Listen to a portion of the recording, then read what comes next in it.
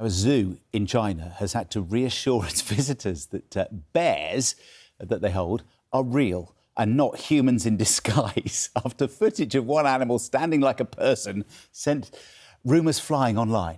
It is real. It is real. It's it's not genuine. someone in a onesie. Well, that's what they tell us. Is it? We get Mariana Spring, our misinformation correspondent, on it, I think. No, we've heard from Chester Zoo already this morning. It's a real bear. It's a sun bear.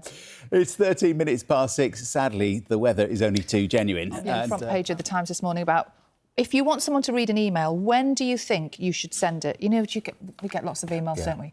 And sometimes it gets a bit overwhelming. I'd have thought about now, like early in the morning, so it's in your inbox or the person's inbox. Well, apparently it's between 3 p.m. and 6 p.m. on a Sunday, because that's when it's really quiet, so it's more likely to get someone's attention. It's more likely to get a reply rather than just being ignored. I mean, who would ever ignore an email? Yes, me too. But it's interesting, though, isn't it? I wonder whether people are keen to show that they're working hard on a Sunday as well, so they're trying to impress the boss, reply to the email? Perhaps. Not speaking from personal experience, of course.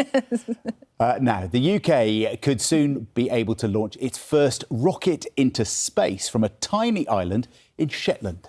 Now, after a husband and wife team bought the land around 15 years ago, the site could now be just weeks away from securing a spaceport licence. Our correspondent. I've seen in a long time. I want one. Yeah, I want one. Well, there's 4. There's 4, 2 each. Well done, Michelle, for that piece to camera as well. Perfect With timing. With a squirrel coming in and then going out and then coming back again. And it was genuine. It was We've checked genuine. it. Yeah, good. Bribed with peanut butter, I think. Is that the secret? Yeah. Right, 27 minutes past 6. Let's get the news, the travel and weather where you are. See you in a sec. You're watching Breakfast this Tuesday morning with Sally Nugent and John Kay. Now, in around half an hour's time, the energy giant BP is expected to announce its very latest results. It comes, of course, after British Gas posted record profits last week. Emma said we will bring you those numbers just as soon as we get them. It was a thrilling afternoon into the evening in the Ashes, wasn't it? And finally, it was... Well, it was magical, wasn't it? Yeah, it was magical. Yeah. That's a good word. 20 to 7. And as we've been hearing this morning, we could be paying more for some wines and spirits from today after a big shake-up in the way that alcohol is taxed. But under the changes, the price of a draft pint could, in fact, fall. John Maguire is at a beer festival in London this morning. Hope none of our viewers are ever actually nervous. I hope you're all very relaxed. Never.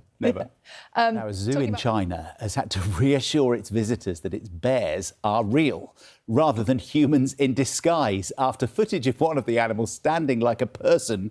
A human being. Definitely a bear. Not a chap in a onesie. It is real. It is real. It's a sun bear. That's just what they look like. I think Chester Zoo here has verified the pictures for us. Yes, they have. Yes. So that's good. We can also verify that this is the real... We've got some numbers for you as well, because in the last couple of minutes, the energy giant BP has announced it's... Coming up to 17 minutes past 7.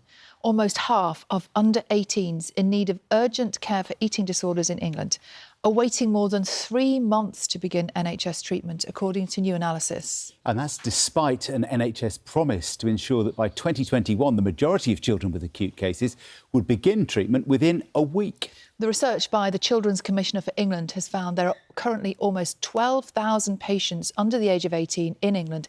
That figure has more than doubled since 2016. Well, we're joined now. It's the kind of thing, if you'd been told 10, 20 years ago that was going to be a possibility, you would never have believed it, would you? Like in a film. But you missed that, the smile of the postie at the doorstep? Yes. Drones don't smile back at you? No. That's but true, actually. It's nice to have a human, isn't it? Yeah.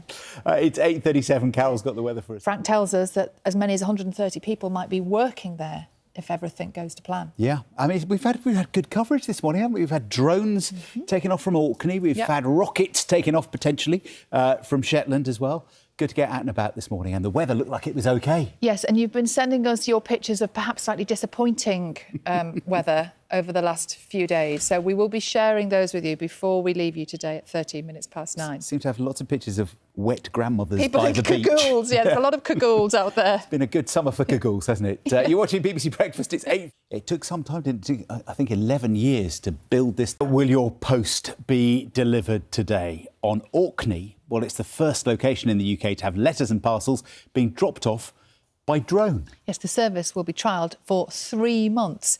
Our reporter, Chris Clements, has more. Hearing more reaction from the industry. I think that's one of the